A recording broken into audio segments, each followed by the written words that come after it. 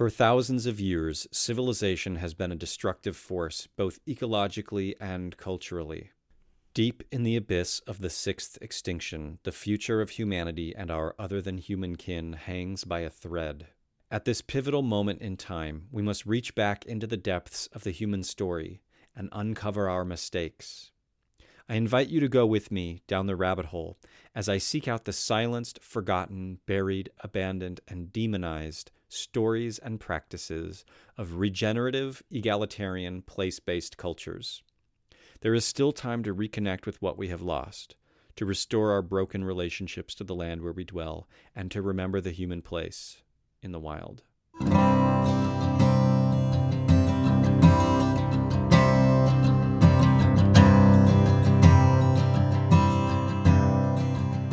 Hello, and welcome to the Rewilding podcast. I'm your host, Peter Michael Bauer.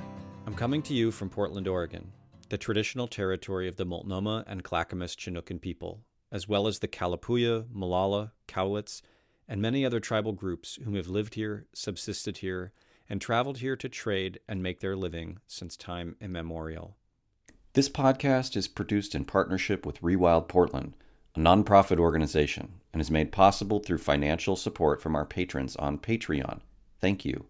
If you feel inspired by this podcast, please subscribe, share it on social media, and write a review on Apple Podcasts. The best way to keep the podcast going is to become a patron at patreon.com/Peter Michael Bauer. In this episode, I talk with my friend Rachael Rice. Rachael is an artist, writer, death worker, and certified weirdo who crafts scroll-stopping content for people who want to shape change. Her work centers collapse-informed learnings about grief, death, myth, magic, and meaning-making in pale times. A neurodivergent queer witch navigating multiple health diagnoses and broadly coded as a white cis woman, Rachael is of Swedish, Scottish, Irish, French, German, and English ancestry, living and loving with her partner whose income supports her work on the lands of the Chinook in Portland, Oregon. She works in a dozen kinds of media, plays 4 instruments, speaks 3 languages, parents 2 children, and hollers at 1 cat, usually not all at once. In this conversation, Rachael and I discuss what it means to be collapse-aware, what death work is, and how it relates to societal collapse, and ways that you can engage with it. Thank you for coming on the Rewilding podcast. It's always a pleasure to talk to you, Peter. You as well. I think I want to just jump into the first part of what I wanted to talk with you about, which is this notion. I think you were the first person that I sort of saw using this term collapse aware.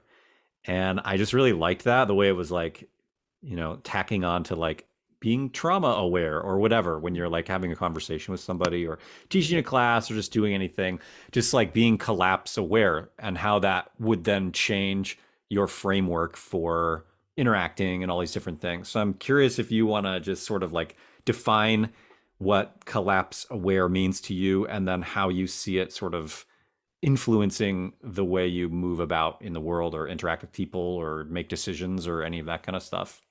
Oh, great. Sure. Thanks so much. I think I might have first heard it be sort of collapse conscious or collapse consciousness. Came out of a bunch of convo and work, with another interviewee that you've had on, Carmen Spagnola, Holly Truler.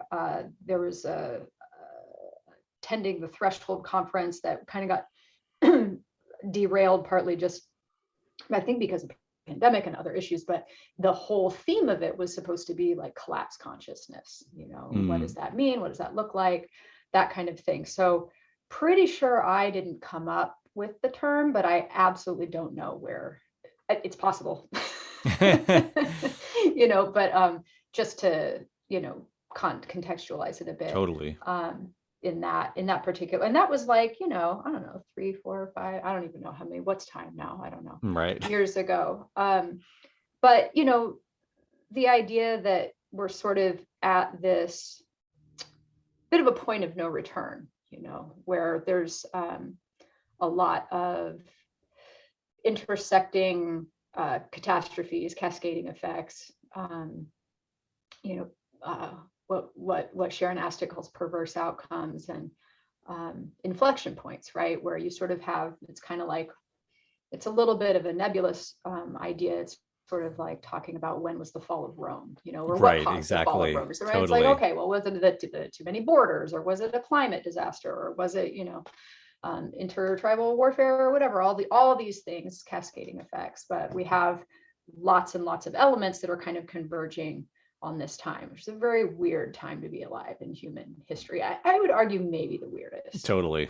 Yeah. Really strange. Not because it was ever not weird, but because people didn't know. Right. Didn't know how many weird things were happening Totally. all at once. Yeah. Nonstop. And so we're at this place where we have these converging issues around, climate collapse, catabolic collapse, and economic collapse stuff. We see a lot more war, we see a lot more conflict, and really we kind of see this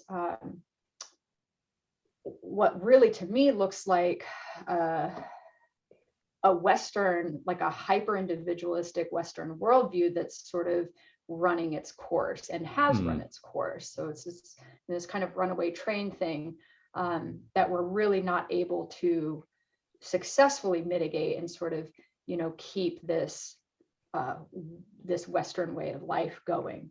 And I kind of want to come back to that with you at some point, because, I know that it's not just like modern Western humans Totally. that have experienced collapse, right? Right. So it's easy to kind of be like, oh, it's, capitalism. And it's like, sure, like for sure, capitalism blows. And it's, like the knife's edge of these harm vectors. Totally. That masquerade as things like success, or status or whatever. But that's not like we could all switch over to socialism, by 2 p.m. today. Well, 3 p.m. And then we're still going to have where we are, Totally. And we should, like, make no mistake, we should like start sharing, and that's, this is a problem that predates capitalism, I would say. Absolutely. Yeah. Right. And so, yeah, so we're in this thing called collapse. It could be long. It's wildly unpredictable. And I don't think most, kind of modern neoliberal humans are super mapped onto that idea. Totally. I do think that a lot of alt-right and Republicans are, though. Like I really do think that there's Yes. now we have different ideas about Totally why we got here, right? Right. Like Exactly. These folks think there's like immigrants, Yes. and it's it's like Right. they don't like Jesus anymore, and that's why shit's Right. falling apart. But they Right. know shit's falling apart. Totally. Meanwhile, over here in neoliberal land, we're like, well, we can just have these technocratic solutions, and we'll all just not shop at Amazon. And it's like, dude, Yeah. there's no solutions here. I think the whole thing about problem versus predicament is helpful. I know that framing has come out before from you guys, and like here we are. There's not much to necessarily be done about it to kind of turn the tide. We're in this sort of hospice kind of time of like harm reduction. How do we take care of each other while we sort of compost what is clearly like a dying paradigm, but is kind of like in this weird zombie kind of moment. Where people are still just like business as usual, and you're going to work, but maybe there's a wildfire and you're still going to work. It's Right. fucking cuckoo. It's like clown shoes time for humanity, for sure. Yeah. I could go on and on, but that was kind of I'm thinking about it. Totally. Yeah, there's one of the things that I like about the expression collapse aware is that it sort of makes, for me, it was illuminating in the sense that like sometimes I'll be in a conversation with somebody or it turns into like argumentative or something, and I don't even recognize that the fundamental disagreement or the argument is stemming from the fact, or conflict or whatever, is stemming from the fact that like this person I'm talking to is not collapse aware. Like I didn't like, to me, I mean, I read Ishmael when I was like 16 and ran away from home to survive the collapse of civilization. Like I've been aware of it since I was a teenager. So it's informed every decision of my life, essentially, as a, autonomous living being outside of like parental control. Like I explicitly left that environment of parental control because of the awareness of collapse and recognizing that, like, holy shit, I could spend the next 2 years in high school getting a high school diploma. What good is a high school diploma going to be in a collapse, right? So, Right. you know, so it's cool to kind of have that language, I think, because for me, yeah, like I just don't even understand that there's a premise in the way I come about things or approach things. And if I'm talking to somebody else who doesn't have that framework, and I don't realize that because like in, I was reading this, I read marketing books and stuff like that because I have a business and blah, blah, blah, and it's gross and I hate it. But also, Got one of it. the things that they talk about in marketing is like, if you're too familiar with your product, it's called the curse of knowledge, where you no longer know how to even talk about it to the public because you're just like, you've geeked out on it so much and you've gone down this rabbit hole that you can't actually communicate about it to normal people or whatever. Not normal people, but people who don't know anything about it is what it is, right? Yep. And there's a little bit of that, I think, in me, and especially now with like Rewilding and Rewild Portland, I've created this sort of like bubble around myself of people who are collapse aware. So there's almost like an underlying assumption I make when I talk to people that they're also thinking about things from the same perspective, Right. when in fact they're No, oftentimes not. no. And even inside, like collapse aware people, like you can kind of get into the deep adaptation forums and the prepper communities and stuff. And there's still this real fracturing and a real issue, I think, which is exactly what you're touching on, where we're really looking at stuff from foundationally different viewpoints. And so, there's a lot of like, okay, what are we going to do about it sort of convo, when really I think there's this primary kind of issue of like, what's the view that we're all sort of purporting to share. And it turns out we really don't actually have a view that's going to, like, even in the collapse aware viewpoints, there's like all this there's all this like baked in Westernism, baked in view, which, for us kind of just looks like, oh, well, this is just being a rational person, right?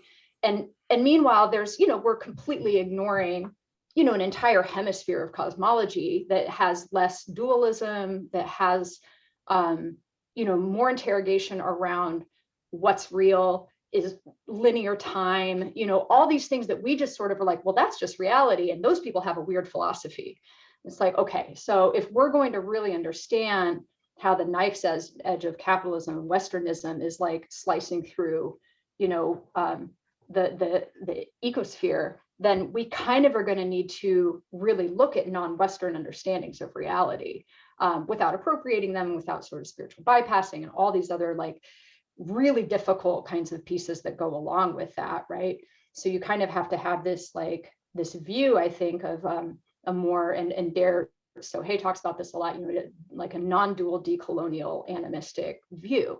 Those are a bunch of words. Like how am I, like, if I can't explain that to like the 14-year-old in my life, then, what fucking good is it? And I also really believe that if we don't actually adjust our view and we keep going with these assumptions, which are like in this other community I'm in, and it's kind of like a nunnery for regulation.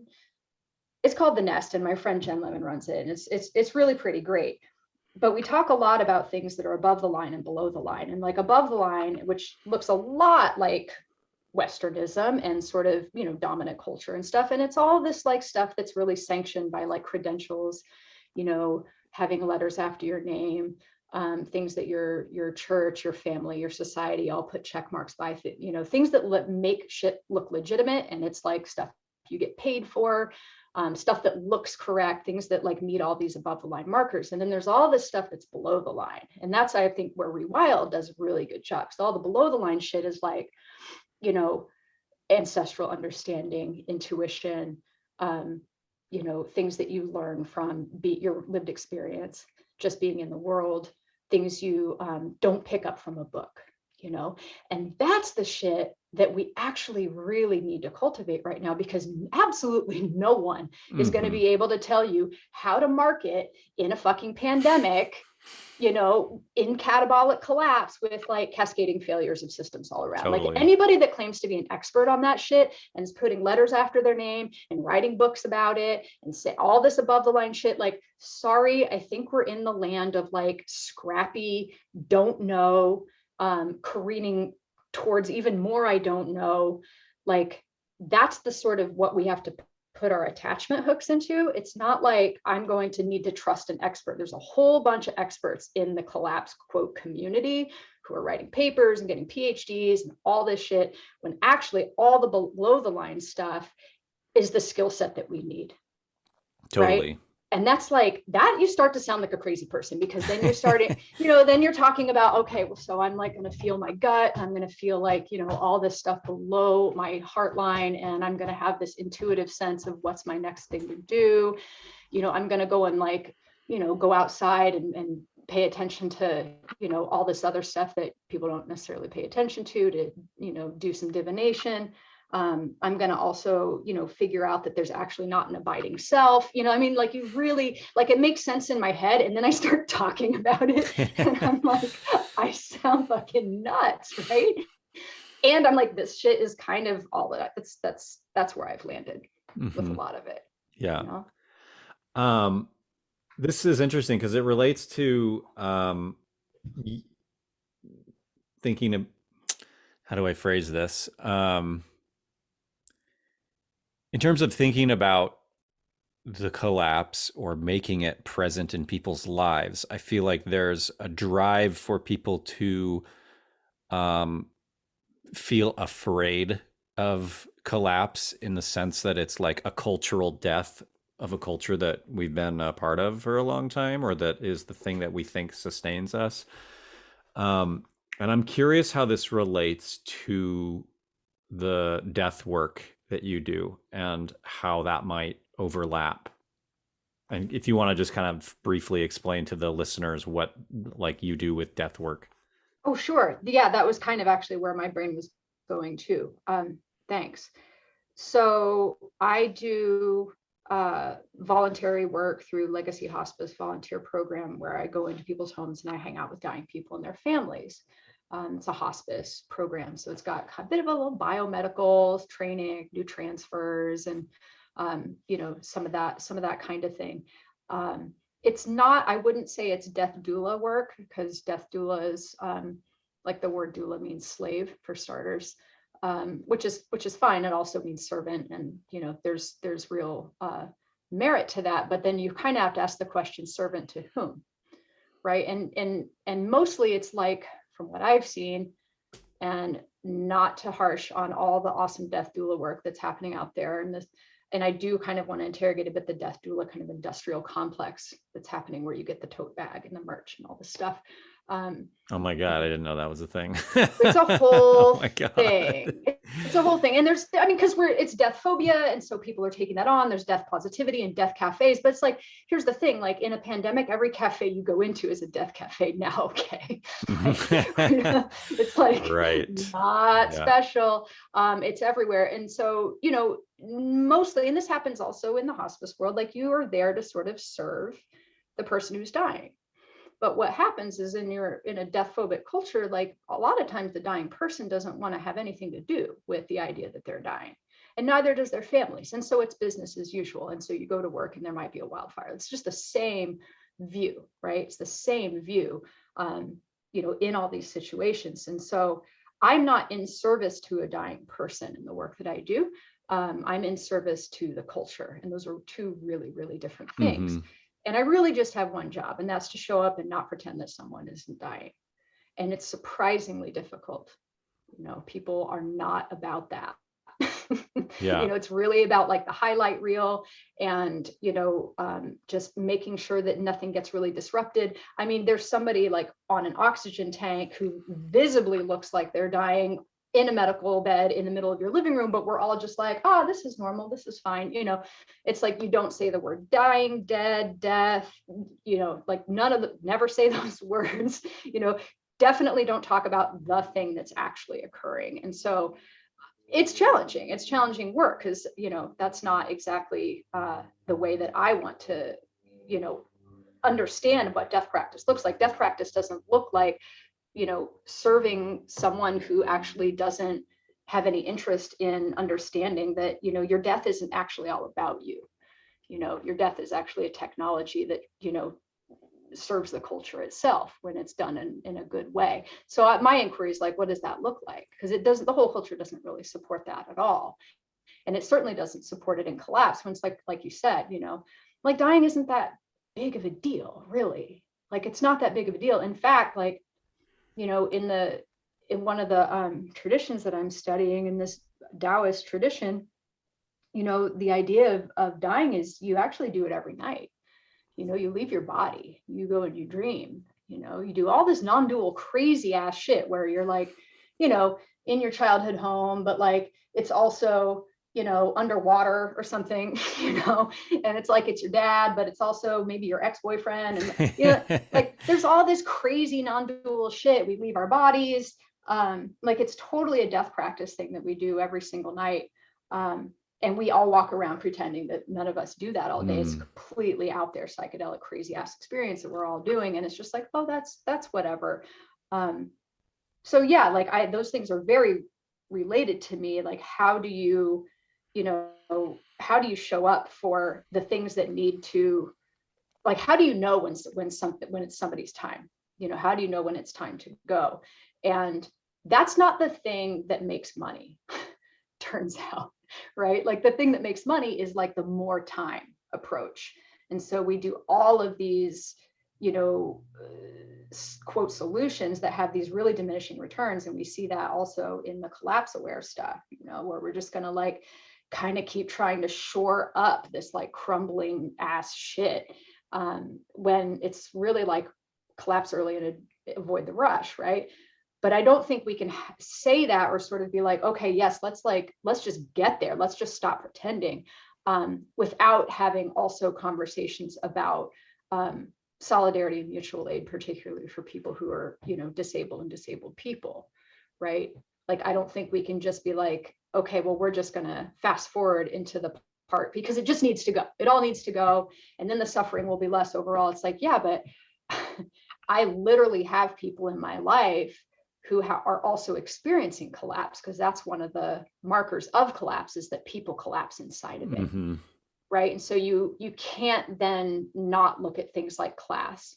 You can't not look at things like disability justice, because we can't, like, it's all really great if I learned how to forage, but like, the end of the day, who is actually benefiting from this stuff that I'm learning how to do? Who is actually benefiting from it? If it's just me and people in my tax bracket, okay, then that's collapse LARPing or something. Like, that's something else. I don't know what it is, but that's not what I am interested in. I'm interested in people like my friend Bob Wadley, RIP, with the ancestors now, who was a 60-something-year-old bass player here in Portland, Oregon, on the lands of the Chinook, and was living in a mobile home and was gigging and didn't have great insurance, and his hand got fucked up from nerve damage, and his doctor told him he couldn't play bass anymore. And then he couldn't find a place to park his RV because they are cracking down in Portland on where you park RVs, because God help you if you don't live in a house, even though the houselessness is exploding all over the city and people are bizarrely angry about it instead of just completely drawn down and brokenhearted. And he, instead of trying to figure out how to make a living, and because we don't have any community care, we don't have any sense that we actually owe each other anything, and he couldn't gig anymore, and so he shot himself, right? Bob Wadley, really, really amazing musician. And like, that's not the only story that I know. So if there's like nobody in your life, that's living at that kind of an edge, that has experienced that kind of collapse, or is like teetering on it and looking over the abyss and going, how the fuck am I supposed to do this by myself? Like, I don't know what all your jars and cans and prepper crap is for. Right. It's not for exactly. Bob. If it's just for you, like, you get to escape. Like, prepping looks a lot like winning to me. And like, winning is like the opposite of peace. Hoarding is the opposite of peace. That's still more view that looks like garbage Westernism to me.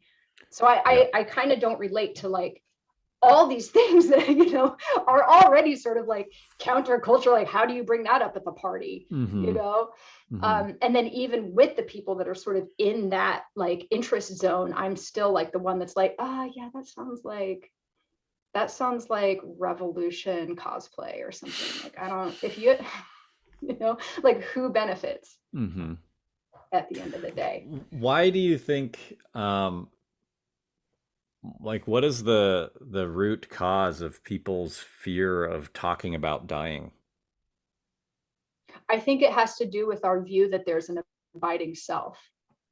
I think that this idea that there's actually this like separate self that you can somehow drill down into and find its essence of is a really fundamentally flawed understanding of reality that we experience in the West. And the whole culture shores that up. And, in the Taoist tradition I'm studying, it's like, it's a colossal waste of chi.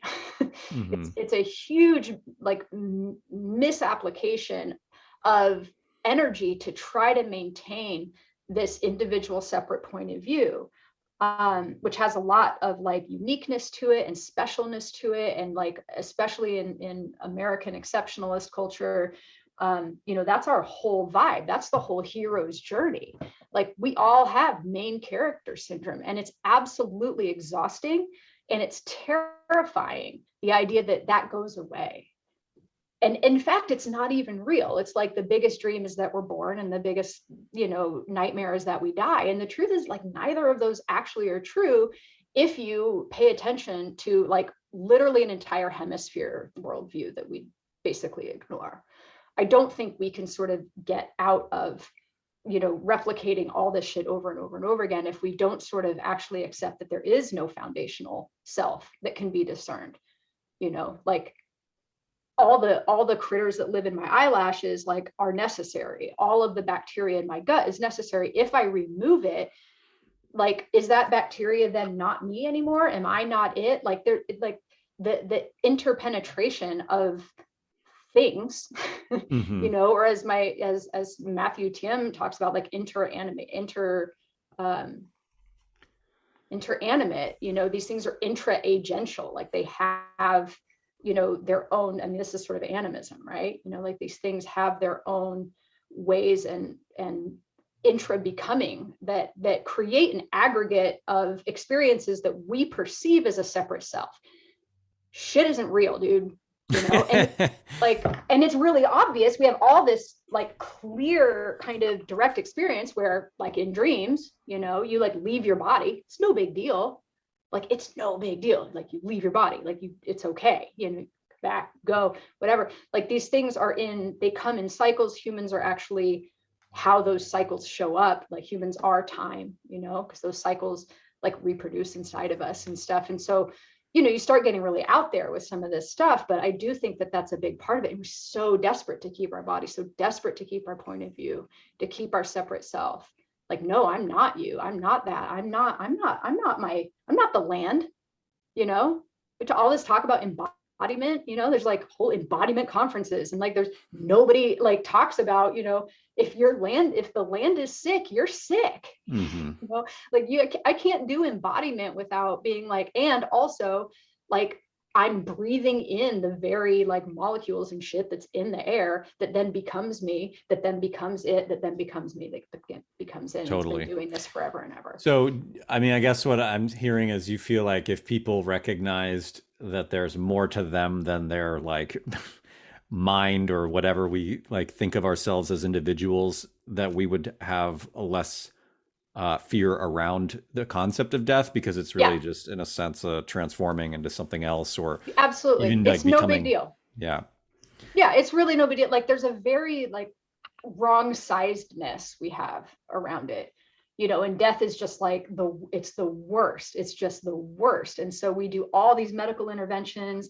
We keep our loved one around for like, they get 6 more months. We're going to give you 6 more months of more time. And it's like, you don't get 6 more months of living. You get 6 more months of like dying in a shitty way, in a shitty culture where we don't have community care, and you have a total stranger wiping your ass, which is really like the best you can hope for.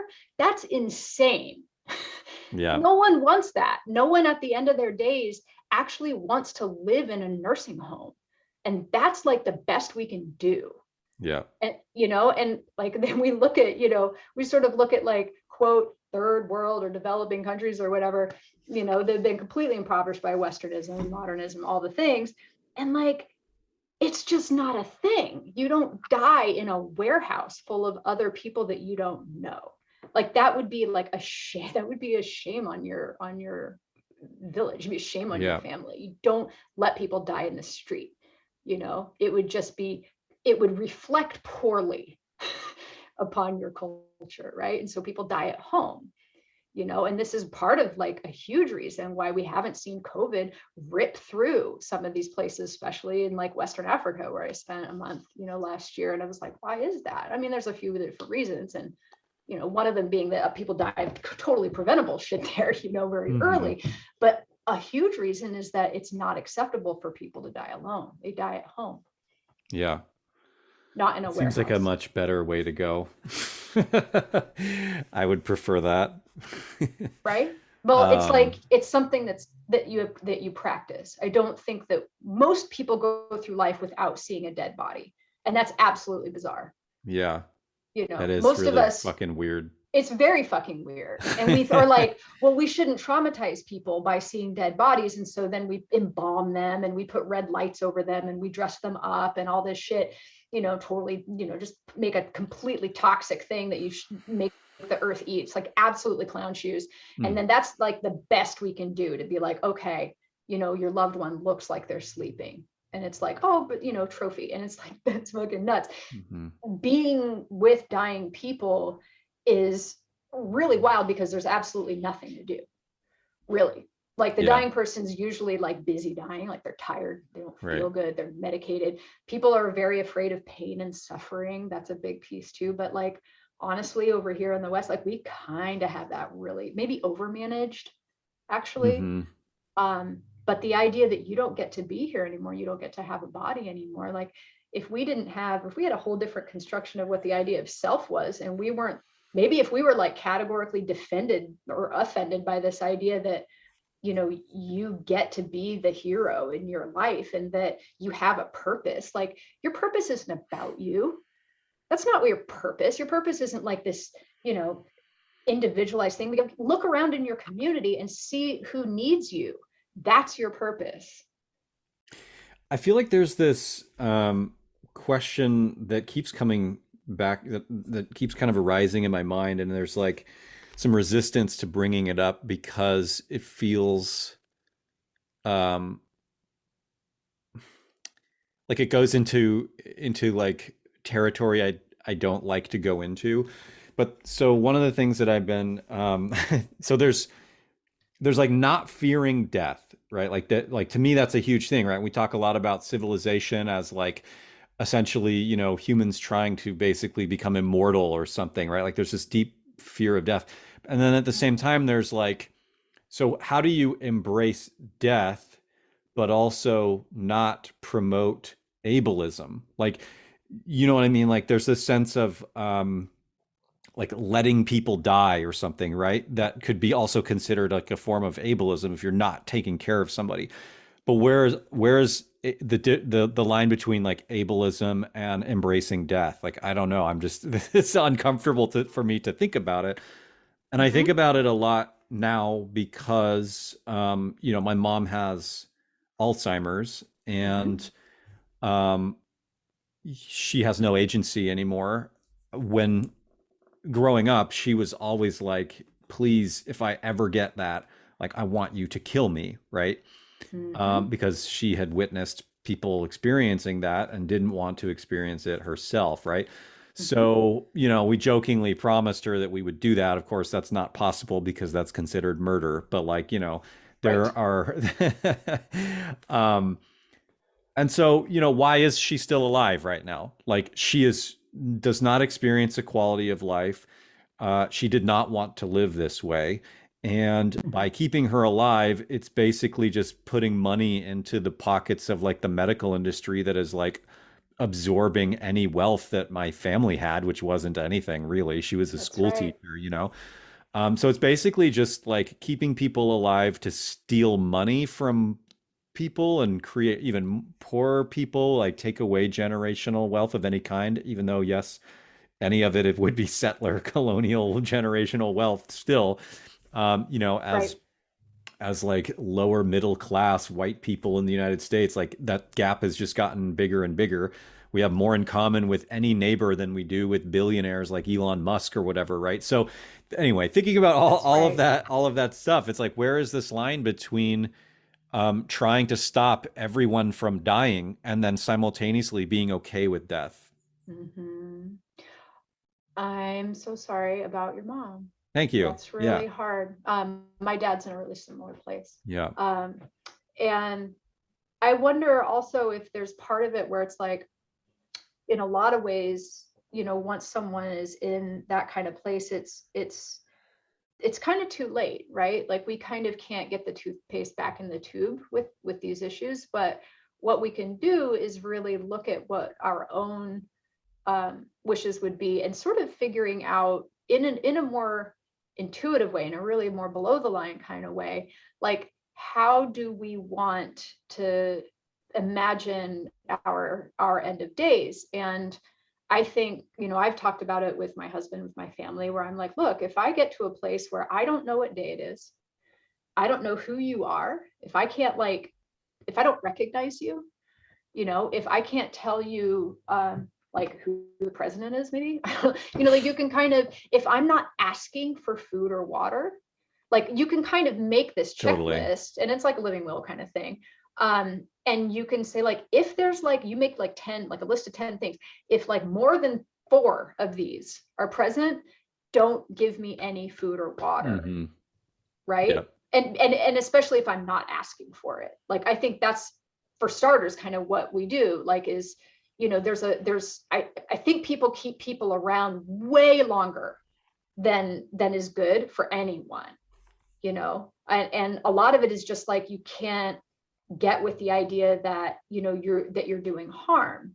And so we really need a lot of below the line practice, where we really are moving from a place of deep intuition, of really being able to like read the energy of someone, of being able to really be like kind of radically present for someone, because we kind of come at it from all this above the line, like what are the markers of what's the correct thing and what's the formula, and it's all this like, a bit more rational scientific sort of approach to things, or a biomedical approach to things, or even like an ideological approach, which is still above the line. That's still just like, lots and lots of mind happening. But if there's this whole other place where like you kind of feel in your gut, or you maybe have a really intense, like important dream, or you go on a walk and like you get this kind of message from, some ancestor, or you get a crazy phone call that speaks to the exact thing. You're like, there's all this other ways of getting this information that you can go, okay, well, what's the next right thing to do? You can literally like kind of sit and put on a timer for 5 minutes and go, all right, what's the next thing? Like we call it one small thing. It's called Mm. OST in the nest. We do it all the time. It's like, we're like completely confounded. What the fuck am I supposed to do? I'm totally overwhelmed. I can't figure it out. Somebody sets a timer for you. You do it in community too. You don't do it by yourself. Somebody sets a timer and you sit and you just tap into your intuition. You go, okay, what's the next thing I'm supposed to do? You get some of that practice under your belt, and then you'll know, you know, and you'll be able to make those choices, and it won't feel like, okay, am I doing ableism? Am I doing euthanasia? It's like, you can kind of feel what's really, really correct, and nobody can come for you,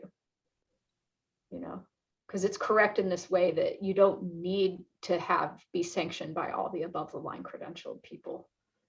And Totally. I don't think that comes from a book, and I don't think it comes from a training. I don't think anybody like, God bless all the death doula trainings out there, but you don't need certification to do this work. You don't, like, there's no training that prepares you for sitting with someone, who's like, literally shitting their pants and, looks absolutely terrifying. And you're kind of like, should I give them water or not? Like you have to have a different kind of skill set, and it only comes from Yeah. practice. It doesn't come from a book or study. Yeah. you know It's weird that, with in the state of Oregon, at least, advanced directive, is something you can sign that yep. says, if I'm not asking for food or water, don't give it to me.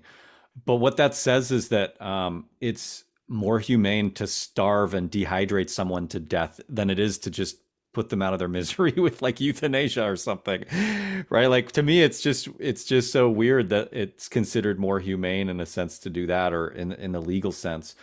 And I understand why all of that stuff exists, because they're afraid that, well, the excuse is that they're afraid people are going to abuse it to like kill relatives and things for financial gain or whatever. But that's essentially what the medical industry is doing legally right now.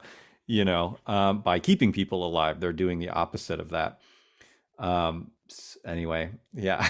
Yeah. Well, we do have a death with dignity, option here in Oregon. And, I see, I have a fairly nuanced kind of take on all of it. But I do think that there is this foundational question around view, that if we can kind of come at it from all these different, well, if it's sort of like this, if you frame it this way, and it's also like this, if you frame it this way, but we all have a lot of unlearning to do. I think even more than learning, there's like all this unhooking that we need to do, all this like sort of unmapping from all these assumptions. And I don't know like what happens when we die. Like, I don't actually know what I might prefer in that moment, but I do know that there's ways of practicing these things. We can do it in the dreams. We can do it by like being with dying people. I also kind of don't care. I'm in a place where I don't care what happens. I don't really work in the realm. Like, I work in a spiritual realm, but it's a very like, there's an inherent spirituality of human beings, and like, gods be fucked. I just don't care. Like, that's just not the realm that you can go there. There's 52,000 religions out there. Like, have at it. It's not my playground. Like, I don't do like heavy duty divinity stuff. I'm really interested in what it means to be a human being, and the inherent spirituality of humans themselves. And there's wisdom there, and I wonder, that's kind of a question I have for you. Like, there's this idea that sort of collapse is also like a feature and not a bug, Totally. and that like, there's also this kind of idea that humans are just inherent, like just fucking fucked up, like, Yeah. and these are kind of competing agendas in my mind, right? Where like humans sort of tend towards collapse. You're the one that brought up the quaternary extinction. Maybe you could talk a little bit about that. But there is this sort of like dominant view at the same time that humans are just pieces of shit in a certain way, right? It's you look around, you're kind of like, well, there's a lot of evidence, like, Right. But I also have a sense that there is we need a lot of support. We're not like horses where we like pop out the mom and like stand up in like 20 minutes and you're just horsing. You're like horse, like Totally. you're good. It took you a minute to like, you're wobbly, but like, you don't need 20 years of like, here's how to horse, and you might need therapy.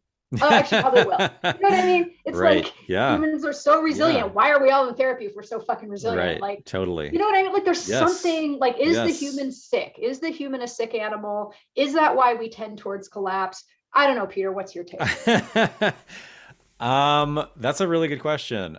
I I think it's like any answer to anything. I just feel like everything is so much more complex than I want to simplify it to. But Yeah. and this directly, so all systems go through potential or have the potential for collapse. Collapse is essentially energy transfer from one unit to another, and the way that that happens. So like in population cycles, it's called the Lotka-Volterra cycle, where, the classic study is the lynx and the snowshoe hare. When the snowshoe hare population declines, the lynx population declines. When the lynx, when the population snowshoe hare increases, the lynx population increases. So, all living organisms are connected in this way of caloric exchange. And so anything has the potential for diminishing returns in terms of the energy, which is what we call collapse, when it's like, a large scale society is basically in collapse when it no longer has the energy that it had while it was growing to sustain the problems that are stacking up, right? So like, this is why everybody's always arguing about what caused one society to collapse versus another thing, right? Well, it's like, well, it was disease. And it's like, yeah, but they withstood diseases for 1,000 years. So it couldn't have been disease that caused them to collapse. It's like, well, it was a disease, but that was the symptom of the fact that they had run out of energy, right? To maintain the problems that come up with civilization. Mm-hmm. So, in terms of sort of like thinking about energy exchange, right? Like any system can collapse. So even like hunter-gatherer societies, if they lose their energy inputs, are going to collapse, at some extreme, right? It's not like it's an ebb and flow. A fluctuation of energy is always happening. There's no such thing as homeostasis. Homeostasis is a transient form of a transient baseline, essentially, right? So collapse is like when it's a bigger, usually a population decline is when we think about collapse with like populations of animals or plants or whatever. And so human societies have been collapsing forever because that's just part Right. of our systems, right? So then the Right. question of like, what, like, are we assholes, right? Like that relates to this in the sense of like, what can cause a human society to, uh, for a human society to cause the reduction of energy or to cause the diminishing returns is simply overconsumption. So if a predator is over-consuming their prey, their population is going to collapse, or decline, depending on the severity, right? And that's the ebb and flow. But the problem with humans, or the thing that we figured out how to do, was essentially extract every calorie from the environment that should have been being distributed among all of the other species in an environment, which no other species has done this, where they've, basically take control of every living organism within their environment and said, all of this food is for me. So humans, because we have fire, we can cook anything. We basically can make any calorie, we can reduce it to a sugar through caramelization and other things, which then we can subsist off of. So as soon as we had, the ability to cook food, I mean, that basically, I mean, and I, here I go, like pinning it on one thing. I don't want to pin it on the technology of fire. It's not Right. any specific technology. It's literally like a way of perceiving the land. Right. And, there are particular populations of humans that haven't done this or who did this and then sort of learned their lesson and created alternative cultural limitations to growth, cultural limitations to consumption. Mm-hmm. And so, there's like just like the Hadzame, of Africa. It's like they didn't create the sixth mass extinction. Right. They're just as representative of humanity as every other human out there. Their Yeah. society is just as representative. So humans aren't a problem per se, as much as the idea that we can and should completely control our food supply by consuming everything in the environment. And some people actually, to rope this back in, consider this idea a reaction to the fear of death. So the potential of this idea, that we should control our food supply, might theoretically have arisen with or at the same time as, right, like religion, with like ceremonial burials and things like this, where people are starting to perceive death in a different way, or that it's some sort of end to their existence, right? Where maybe before that, humans were more like animals in the sense of living in an immediate moment without thinking about the past, or the future, the Right. level that we do today. Yeah, I wonder if there's some large scale natural disaster stuff that may have happened, whether it Totally. was volcanic, asteroid, like Totally. flood, like there's so much flood, Yes. mythology, like like globally, that, I wonder if there was a real before and after event that Totally. actually really changed humans' understanding of like time. Absolutely. Yes. Because Yes. things were just like this for forever, and then there was this event and there was a before and an after Totally. to that, and it was like, Yeah. oh well, fuck this, and Yeah. like fuck the goddess and fuck that earth, and like we're gonna like we're gonna like do this Yeah. dominion shit now Yeah. or something. And that like you said, there's like this sort of the religious stuff that kind of that went with that, and a sort of reorganization of human consciousness to favor sort of more linear sequential thinking that then also leads us to having things like an alphabet and like planting seeds all in a row and like noticing, like that, like a linear time starts getting, Totally. Yeah. egregorically baked in there. This is, one of I the don't things know. too, where, yeah, I yeah. I don't mean, fucking know. I essentially, I'm not so much, I'm not fully a determinist or a material determinist per se, Yeah. but the fact that like none of this was inevitable, and that's kind of something that I like to emphasize in my thinking, is that I don't think any of this was inevitable. But Mm, once you push something off a cliff and it starts rolling, it gains momentum, right? Like mm, there are physics involved in material reality. And so mhm, once a species has the ability, for example, to control environments through fire, through, the different mechanisms that we have, there may have just been a snowball effect of material culture building to this moment. And, symbolic thought, like the concept of symbolic yep. thought is potentially 100,000 years old. So, Mhm, and again, like I think that there was probably a shift that happened that pushed humans to have to think about how they were getting their food in a different way that led mhm, to food storage and potentially like a disaster like climate change, right? Like, well, we could mhm. store our food, which would then last us through a bad time period or whatever, right? Right. And I think that that's, again, food storage is not something that any other animals really do. Caching is different. Right. Caching is seasonal, and it's not, it's generally speaking, not something that is protected per se. Maybe ants might have similar functional behaviors, but without the Right. same sort of mental construct of it. Right. I Um, think humans and ants are probably really pretty similar, actually. Like, just in how we seem to have that kind of super organism totally. like thing, Yeah. but we all walk around thinking we're like just our own special self Right. on the Yeah. hero's journey. Yeah, I'm very interested in ants and their relative similarities to people, and especially Yeah. because of the false projections onto ant colonies of hierarchies, like a queen, when really Yeah. a queen is just a reproductive entity. It's not like they have say over what's going on in the hive. Totally. Um, and so it's Yeah. interesting No, to I'm kind of, super curious about yeah, that. yeah, especially because people make all of the metaphors about, well, ants farm and ants milk aphids and domesticate, and so I really like to kind of go on tangents and sort of explore that. And I haven't come to any full conclusions yet, as much as I just prefer to reject the notion that ants are farming, regardless of Right. how that might look on a Right. superficial level to us projecting that idea onto it. But No, totally. But they are like I don't know. I feel like they're like a library where we can like learn, totally. Yeah, I learn mean, they're stuff. essentially anarchists, and Yeah. so, but they don't have the same kinds of unlimited forms of growth. Like they don't have this concept that they should and can consume everything in environment. They have geographical and ecological limits to their growth. They have, they're small, so they get eaten by all kinds of things, right? They're not going out, they're not big enough to go out and kill every living thing to bring back to their hive, right? Like there's something that happened with humans being the size that we are and the intelligence and being able to manipulate the environment with our hands and create tools. People often will put the megafauna extinctions of the last 60,000 years onto Homo sapiens migrating out of Africa.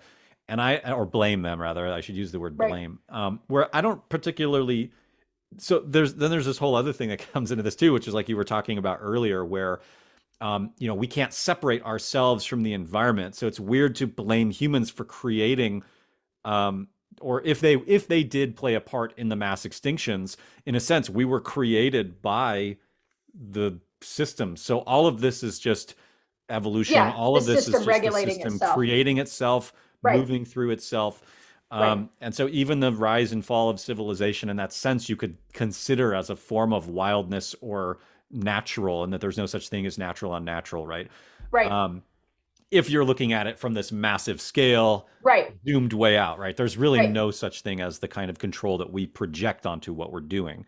Right. Um, so I don't think that humans are evil. To answer the question, I think that humans are an integrated part of the ecosystem that created us, and we're a snowball rolling down a hill, in one sense. And I don't think have as much choice or control as we often like to think that we do. Mm, Um, and to me, like the more we can recognize that if we were to identify a flaw with ourselves, it's not necessarily with humanity, but with the cultures that we generate that are consumptive to the point of overconsumption. right. And I don't know how to walk that back. I don't know how to limit our growth, without then, people. There's just so much involved in conversations around that because there are evil and fucked up people who are doing those things or talking about them in evil and fucked up ways, such as like Right. ableism or genocide or population control, those kinds of things, right? Right. Right. No, and you see that in some of the sort of collapsed communities. I mean, I've even kind of seen, Jen Bendel, who wrote Deep Adaptation, which is a really, important paper, like kind of go down like this whole conspirituality, deep anti-vax, these just really strange reality tunnels. And then people kind of also talking about like depopulation agendas and then population growth, which never seems to really involve talking about who's actually doing all the consuming and who's Totally. like, it's like this huge disproportionate thing, and yet like it's really taboo to talk about because then it's like Malthusian, Exactly. like eugenics and stuff. Right. And it's like, because if you look at like who the numbers of people and like brown folks in the global south and all the students, just like, so I just keep coming back to like, the way that hyper individualism and Westernism, bring this like white hot razor, blade to everything that it touches, that if we don't sort of work really hard on like unspelling that, and really looking at our worldviews and not just thinking that, well, we just think of rational reality, and all those other like, crazy non-dual people, have a weird philosophy, when like actually we do have a philosophy, we actually do have a view, and the view is really actually really fucked up. And it's really painful. It's like being a victim of society. Like I see a lot of that in like kind of millennial and like subsequent generation content coming out, where it's like, oh, another, I've become another victim of society. And it's like, wow, that's the best we can do. It's really like, it's pretty bleak. It's pretty fucking bleak, right?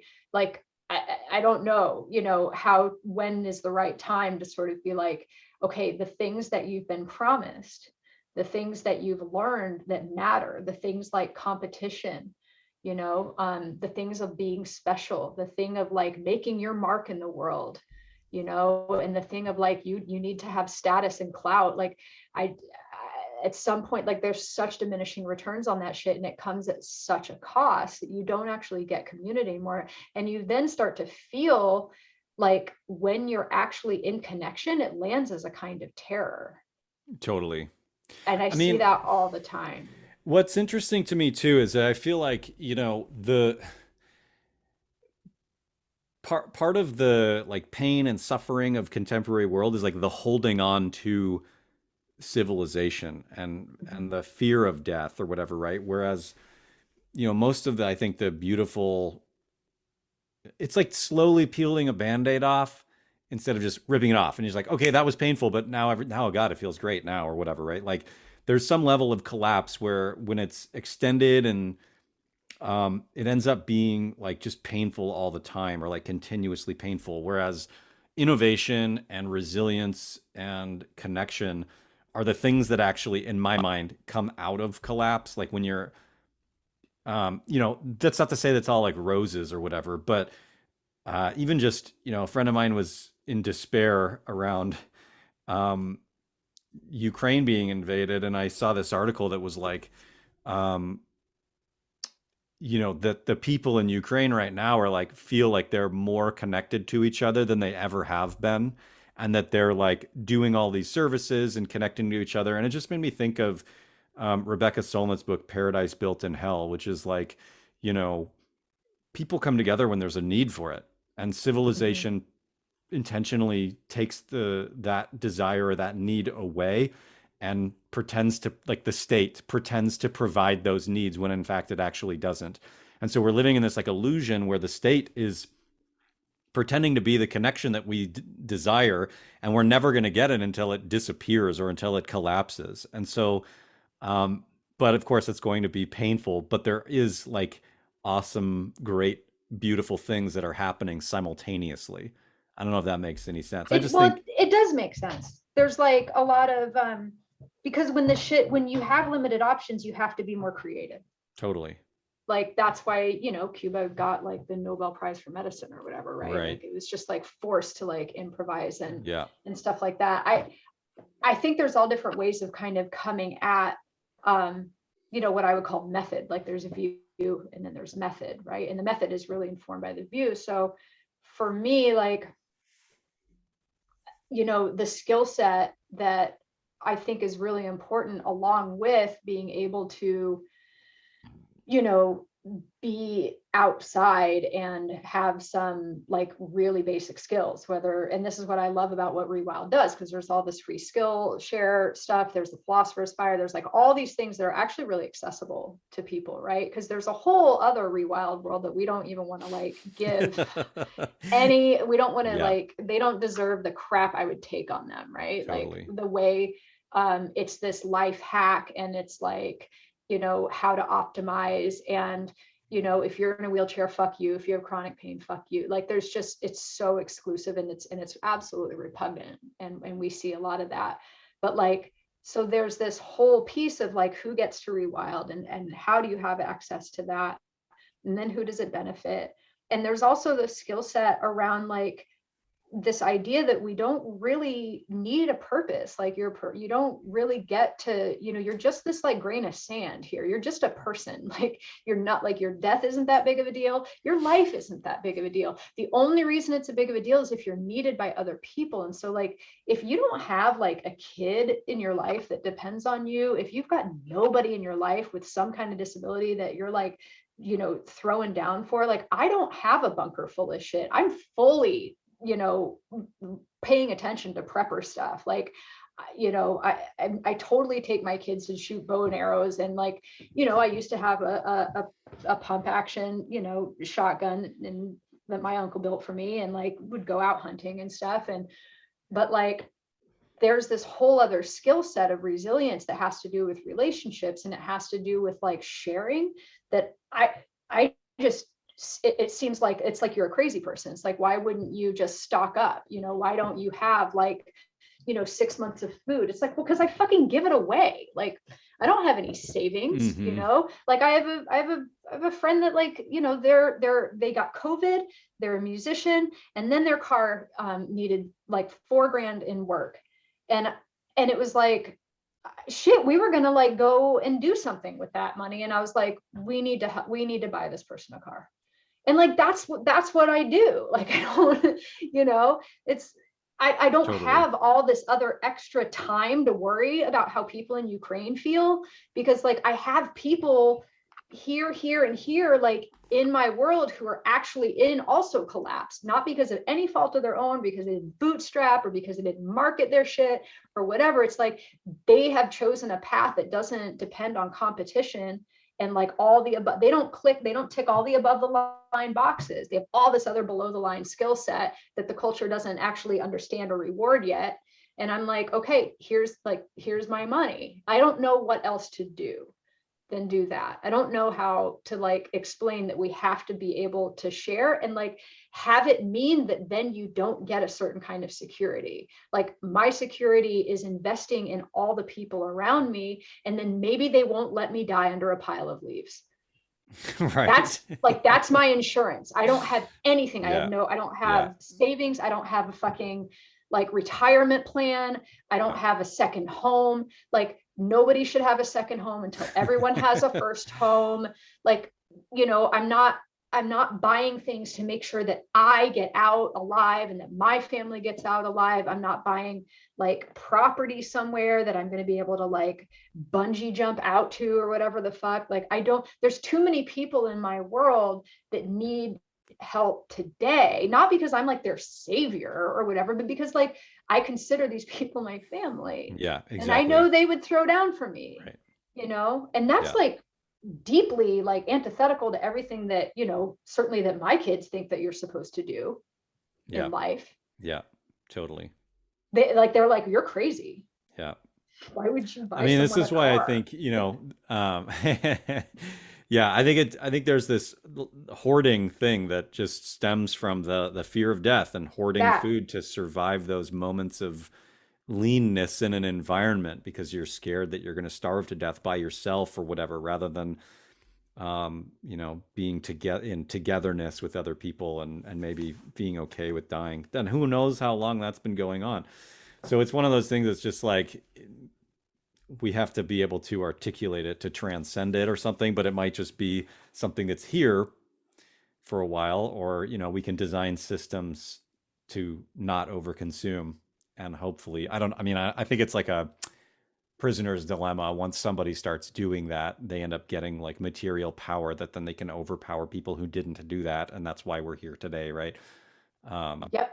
But in that vein too, I have one more question, I guess, which is relating back to the beginning of like being collapse aware.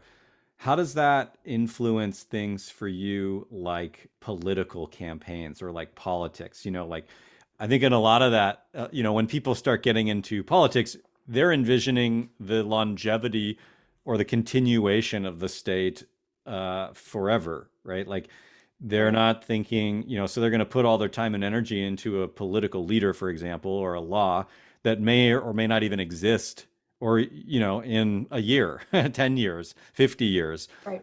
Right. Being collapse aware, one of the challenges is like the time frame of collapse we don't fully know.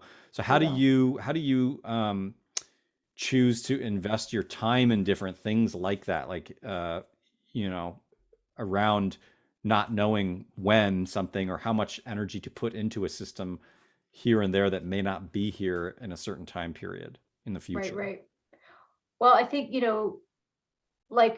like it's been said, you kind of start talking about collapse, which leads you to talk about trauma, which leads you to talk about, like attachment theory and polyvagal theory and nervous system regulation, all this stuff. And I do think that there's a really sort of misapplication of secure attachment onto the state. I think people do a lot of secure attachment. They kind of map their attachment onto the state, or they map their attachment onto a particular ideology. And I think foundationally, we're looking a lot of like neurobiological problems. And so you can't really have like political or ideological solutions to neurobiological problems. Like you kind of have to understand how nervous systems work. You kind of have to understand how attachment works. So for me, and I think it's really, people are constitutionally created differently. I think humans are compound critters. We have, lots of elements that aggregate and present as this sort of separate self, but actually there's like all kinds of shit going on that we don't actually totally understand. There's other cosmologies that sort of look into that stuff, and I encourage people to check them out. Non-Western ones in particular. Doesn't matter which ones, just go check some out, and so I map my secure attachment onto not knowing, which is like mystery, which is like Tao, which is like, where we come from, I don't know. And we're just hurtling headlong towards, I fucking don't even know, right? And like, and that's, that's a very sort of fertile place for me. That's a very, I don't want it to be like a bypassy, I'm just over here not being political, like that rubs my fur the wrong way. But I also, like, I don't shop for oranges at the hardware store. Like, I don't expect ideology to sort of meet. I don't expect, political electoral politics to sort of meet, the neurobiological needs of humans that have foundationally been severed from relationality. Like we're just aggressively anti-relational, and that's what Western culture is, right?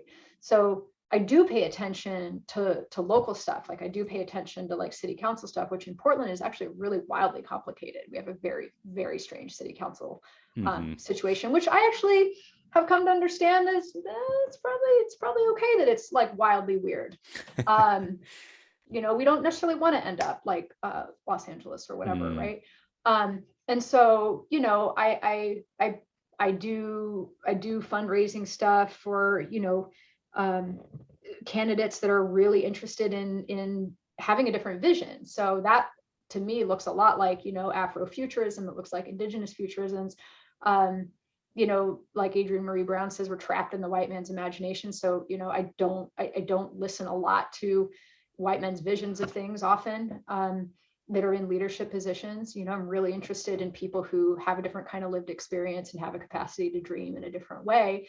And I'm an artist, so I don't know how else to be. I don't know, how else to be other than to dream about something that might look different. And if there's someone else that's saying something that sounds a little bit different, then I'm like, all right, I'll pay attention to that. But like, national politics or whoever, like, I don't actually know, who's like running the House of Reps, right? Like, I don't, like, I'm done with like paying attention to like the absolute catastrophic, aggressively remedial, low resolution, lossy JPEG presentation of reality that we get from national politics. Like there's so much, I see all the pixels, I'm like, that's garbage, and so like I pay attention to people who pay better attention, you know what I mean? Totally. And I'm not saying that's how everybody should be. Like I'm an artist and I kind of don't have it in me to do these other ways.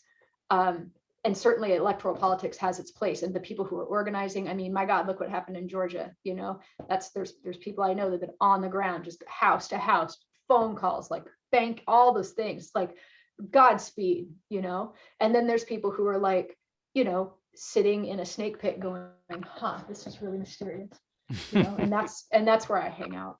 Mm-hmm. I don't recommend it. It's just where I find myself.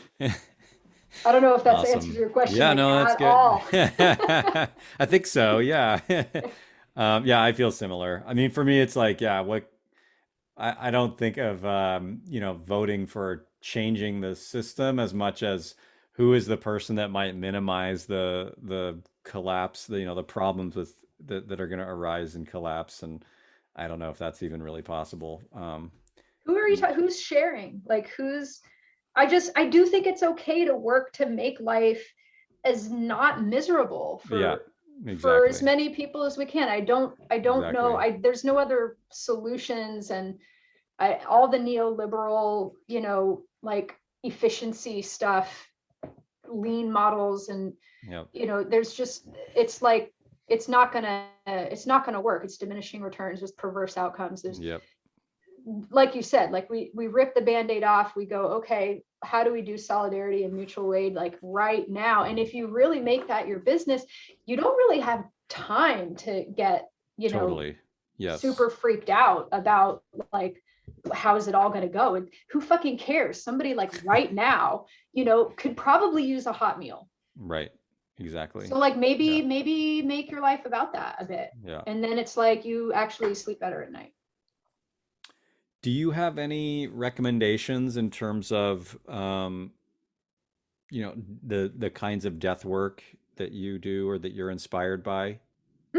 Yeah, sure. I mean, I think you can just go be with dying people and just try to not pretend that they're not dying. Like that's a really good place to start. I do really recommend people kind of do a hospice program, because you get a bit of a skill set under your belt that has real practical application. Like it's really good to know how to help someone who uses a walker toilet.